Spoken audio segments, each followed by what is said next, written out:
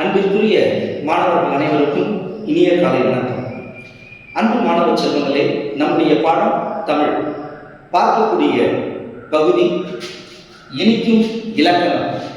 இலக்கணம் என்றால் என்ன அப்படின்னு பார்க்கறதுக்கு முன்னாடி, இலக்கணம் முதலில் தோன்றியிருக்குமா அல்லது இலக்கணம் முதலில் தோன்றியிருக்குமா? இலக்கியம் தான் முதலில் தோன்றியது. இந்த இலக்கியத்தை இலக்கு கூட்டல் இயம் அப்படின்னு பிரிக்கிறோம். இலக்கணத்தை இலக்கு கூட்டல் அனம்.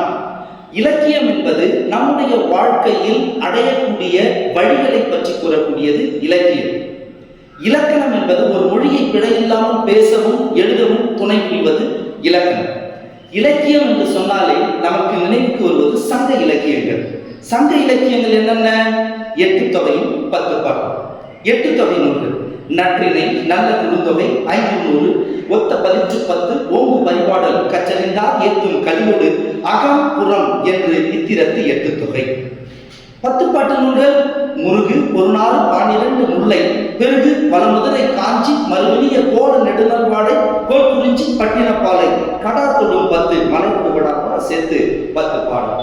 இவை சங்க இலக்கியங்களாக நம்முடைய வாழ்க்கைக்கு தேவையான அத்துணை பாடங்களையும் கற்பிக்கக்கூடிய நம்முடைய முன்னோர்கள் கொடுத்த மிகச்சிறந்த ஒரு அன்பளிப்பு கொடை இந்த சங்க இலக்கியங்கள்.